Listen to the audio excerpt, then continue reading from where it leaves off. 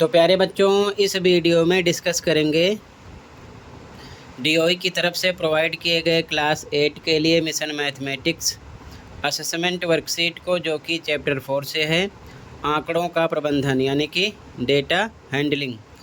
Most important question है आपके mid term plus annual exam के लिए। दोनों मीडियम में सॉल्यूशन को डिस्कस करेंगे। इससे पहले कि सभी वर्कशीट और असेसमेंट का सॉल्यूशन अपलोड है, कमेंट को देख लेना। सीधा आ जाओ क्वेश्चन पर। Question number 1 to 5 are multiple choice questions. प्रश्न संख्या 1 से 5 बहुविकल्पीय प्रश्न हैं। Select the most appropriate option from the given options. दिए गए विकल्पों में से सर्वाधिक उपयुक्त विकल्प का चयन कीजिए। Question 1, a die is thrown once, what will be the probability of getting a prime number. एक पासा एक बार फेंका जाता है, अभाज्य संख्या प्राप्त करने की प्रायिकता ज्ञात कीजिए। 4 ऑप्शन है। सॉल्यूशन देखो, तो सॉल्यूशन देखो ध्यान से। हिंदी में लिखो कुल परिणाम, इंग्लिश में टोटल आउटकम्स। पासा यानी कि डाइस यानी कि लूडो की गोटी में टोटल 6 नंबर शो होते हैं, 1 2 3 4 5 6। तो ये कितना हो जाएगा, 6। इसके बाद में हमको प्रायिकता निकालनी है अभाज्य संख्या की। तो लिखोगे हिंदी में अभाज्य संख्या के लिए अनुकूल परिणाम, इंग्लिश वाले favourable outcomes for prime number. कितने हो जाएंगे, 3। कौन कौन से, 2 3 5, 2 3 5। प्राइम नंबर यानी अभाज्य संख्या क्या होती है, वे संख्या जो केवल खुद से कटे और 1 से कटे, बाकी किसी अदर नंबर से ना कटे। तो 2 3 5 हो जाएगा, 1 नहीं है, ये चीज़ ध्यान में रखना, ठीक है। तो इसके बाद में फॉर्मूला अप्लाई करोगे। प्रायिकता हिंदी में, इंग्लिश में पी यानी कि प्रोबेबिलिटी इक्वल टू, हिंदी में लिखो अनुकूल परिणाम बटे कुल परिणाम, इंग्लिश वाले फेवरेबल आउटकम्स अपॉन में टोटल आउटकम्स। अनुकूल कितने हैं आपके, 3, और कुल कितने हैं आपके, 6। तो 3/6 हो जाएगा। 3 से कट कर दो, 3 1 जा 3, 3 2 जा 6, 1/2, जो कि बी ऑप्शन हो जाएगा। क्वेश्चन नंबर 1 में 1/2 राइट हो जाएगा, ठीक है। आंसर नंबर 1 हो गया, क्लियर है। तो यहाँ पर आपका फर्स्ट में बी ऑप्शन हो जाएगा 1/2। सेकंड क्वेश्चन देखो, ध्यान से देखो। सेकंड क्वेश्चन है, answer the question number 2 to 5 based on the given pie chart. दिए गए पाई चार्ट के आधार पर प्रश्न संख्या 2 से 5 के उत्तर दीजिए। सेकंड क्वेश्चन है, किस श्रेणी में व्यय सबसे अधिक है, in which category the expenditure was maximum. ध्यान से देखो, यहाँ पर सबसे ज़्यादा किसमें दिख रहा है, ध्यान से देखो। 10 5 20 15, 10 25 15। तो यहाँ पर सबसे ज़्यादा है 25% किस पर, फूड यानी कि भोजन पर, ठीक है। तो यहाँ पर आपका ऑप्शन हो जाएगा बी, फूड यानी भोजन, ठीक है। तो यहाँ पर सेकंड क्वेश्चन का आंसर लिख दिया, बी ऑप्शन है भोजन यानी कि फूड, ठीक है। अगला क्वेश्चन देखो ध्यान से। अगला क्वेश्चन है क्वेश्चन थर्ड, किस श्रेणी में व्यय सबसे कम है, in which category the expenditure was minimum. सबसे कम किस में है, ध्यान से देखो। सबसे कम 10 25 15, 10 5 20 15, 5% इस पे है। परिवहन यानी कि ट्रांसपोर्ट पर, ठीक है, ये सबसे कम है, 5% है। तो थर्ड में हो जाएगा डी ऑप्शन, परिवहन यानी कि ट्रांसपोर्ट, ओके। यहाँ पर थर्ड में डी ऑप्शन हो जाएगा। अगला क्वेश्चन 4 है, किस श्रेणी पर हुआ व्यय परिवार की कुल बचत के बराबर है, the expenditure on which category is equal to the total saving of the family. तो ध्यान से देखो, परिवार की बचत कितनी है, यहाँ पर लिखा है बचत सेविंग्स 15%। तो 15% और कहाँ पर है, यहाँ पर मेंशन है। एजुकेशन फॉर चिल्ड्रेन 15% है, बच्चों की शिक्षा। तो 15% ये दोनों यानी कि परिवार की बचत बच्चों की शिक्षा के परसेंट के बराबर है, 15 दोनों पर है, ठीक है। तो ऑप्शन होगा एजुकेशन फॉर चिल्ड्रेन, ठीक है। यहाँ पर जो बचत है परिवार की कुल, वो बच्चों की शिक्षा के बराबर है, यानी कि education for children, A option हो जाएगा क्वेश्चन नंबर 4 में, ठीक है। तो यहाँ पर आपका क्वेश्चन नंबर 4 में ए ऑप्शन है, ठीक है। यहाँ पर मैंने लिख दिया है, ध्यान से देख लो, ठीक है। अगला क्वेश्चन नंबर 5, सबसे अधिक और सबसे कम खर्च वाली श्रेणियों के बीच प्रतिशत का अंतर कितना है। What is the percentage different between the highest and lowest expenditure categories. ठीक है, तो ध्यान से देखो, सबसे कम और सबसे अधिक, सबसे कम और सबसे अधिक। अब ध्यान से देखो, सबसे कम आपका है परिवहन पर यानी ट्रांसपोर्ट पर 5%, सबसे अधिक भोजन पर यानी फूड पर 25%। इन दोनों का डिफरेंट यानी कि अंतर कितना है, तो 25% है, 5 है, 25 में से 5 घटा दो 20% आ जाएगा। ठीक है, तो यहाँ पर आपका ऑप्शन नंबर कौन सा हो जाएगा, क्वेश्चन नंबर 5 में सी 20%। इस प्रकार से मेंशन किया, 25% में से 5% माइनस किया है तो 20% आएगा, जो कि सी ऑप्शन हो जाएगा। ठीक है, तो answer second, third, fourth, fifth clear है। अगला क्वेश्चन देखो ध्यान से, कहीं पर कोई डाउट होगा बताना। ओके, अगला क्वेश्चन देखो।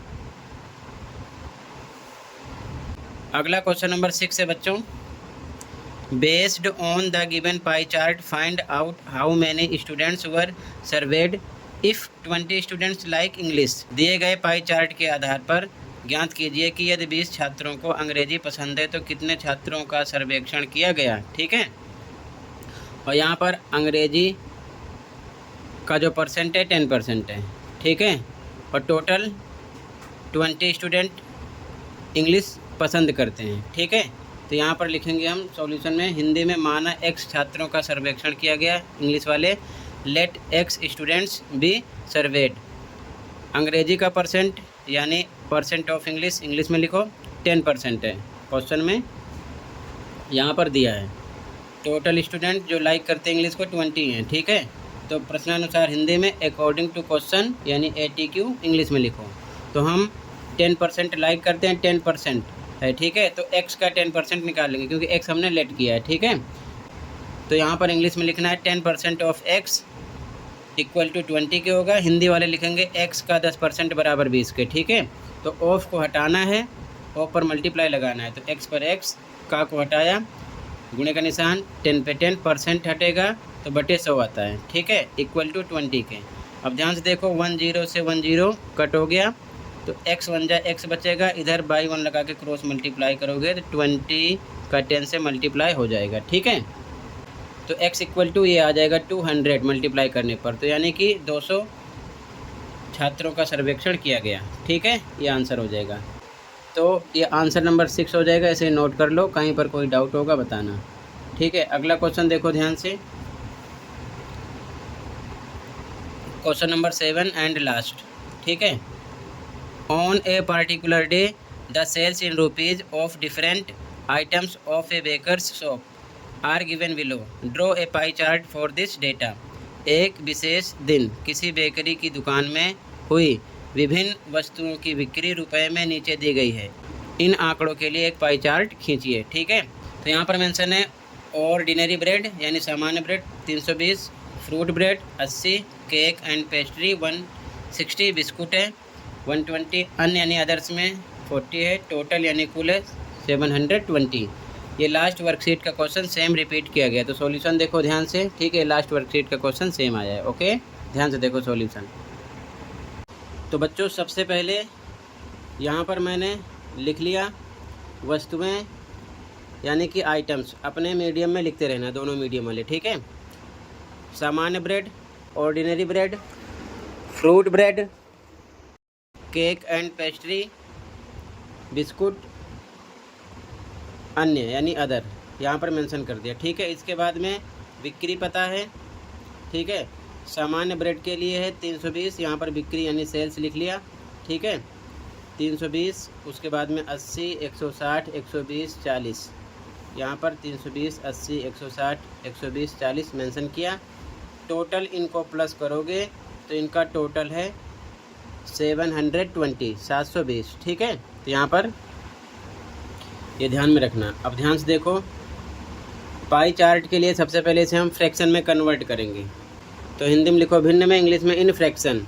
ठीक है, 320 बटे टोटल इनका होगा 720। ठीक है, यहाँ पर मेंशन किया गया है, और नहीं समझ में आ रहा है तो ये टोटल कर लेना, 720 हो जाएगा। तो इसको लिखेंगे 320 बटे में 720, 0 से 0 कट हो जाएगा। ठीक है, उसके बाद में 8 से कट करो, 8 चौक 32, 8 नीम 72, 4 बटे 9 आ गया शॉर्ट करने पर। ठीक है, अगला 80 है तो 80 बटे टोटल 720, 0 0 कट हो गया, 8 एकम 8, 8 नीम 72, 8 से सोल्ट किया, ठीक है। इसके बाद में अगला 160 बटे 720, 0 से 0 कट हो जाएगा, 8 दूना 16, 8 नीम 72, 2 बटे 9 आ जाएगा। अगला 120 है तो 120 बटे में 720, 0 से 0 कट होगा, 12 एकम 12, 12 छिक 72, 12 से कट हुआ, 1 बटे 6 आ गया। अगला 40 बटे 720 हो जाएगा टोटल, 0 से 0 कट होगा, 4 एकम 4 और 4 के टेबल में 18 पे आएगा 72, तो 1 बटे 18 आ गया, ठीक है। इन फ्रैक्शन यानी भिन्न में मैंने इसको कन्वर्ट कर लिया, ठीक है। इसके बाद में हमें केंद्रीय कोण निकालना है, यानी कि सेंट्रल एंगल अपने मीडियम में लिख लेना, ठीक है। तो 4 बटे 9 को टोटल हम 360 से गुणा करते हैं सेंट्रल एंगल के लिए, ठीक है। तो 9 से कट करो, 9 चौक 36, यहाँ पर आएगा 40, 40 का 4 से गुणा करो 160 आ जाएगा। अगला 1 बटे 9 है, इसका भी 360 से गुणा करोगे तो 9 चौक 36, 40 आएगा, 40 एकम 40 होगा। फिर अगला 2 बटे 9 है, इसका भी 360 से गुणा करेंगे, 9 चौक 36, 40 आएगा, 40 को 2 से गुणा करो 80 आ जाएगा।